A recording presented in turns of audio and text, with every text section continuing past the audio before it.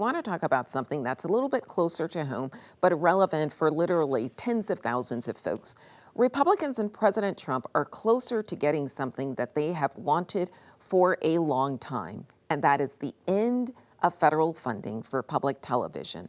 Congress is considering a White House request to rescind $1.1 billion. Critics, like Republican Congresswoman Marjorie Taylor Greene, say that NPR and PBS have a liberal bias, but the end of federal funding would actually hurt local stations more than NPR and PBS. And so I forget who's starting on this, Anirban.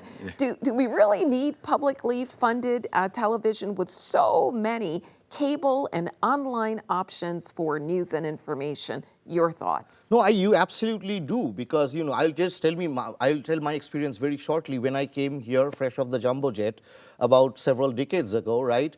I had access to I didn't have money as a graduate student to access all this media, right?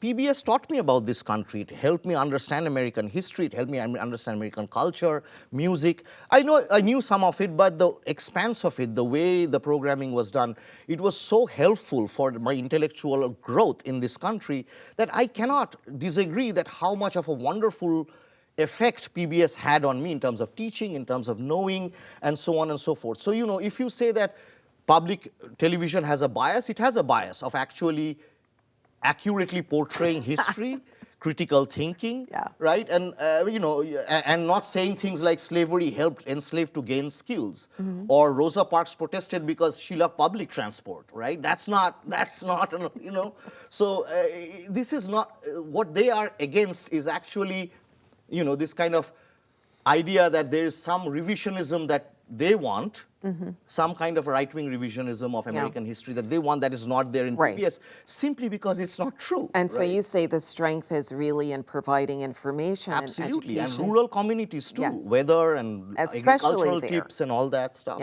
Tara.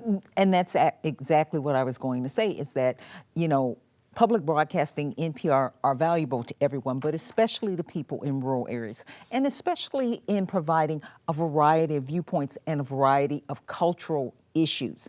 And typically, NPR and PBS, they're presenting it in such a way that they bend over backwards to provide every viewpoint that they can in whatever the program happens to be. So Tara, you say, both you and Anirban, especially in rural areas. Can you explain that a little bit? Why those areas are most needful?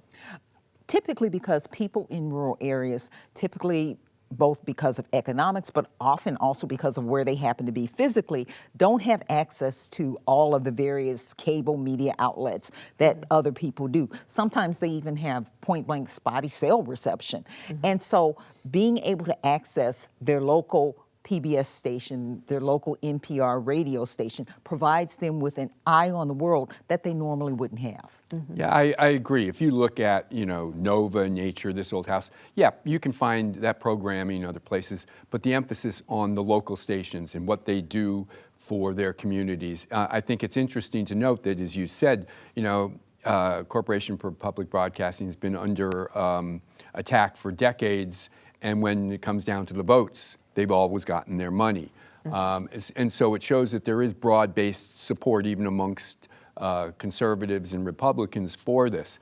I also did want to mention, though, in terms of bias, one of my favorite shows is Firing Line. I grew up with that, and it's nice to see it's back and on PBS with Margaret Hoover. I defy anyone to call that a liberal, biased show.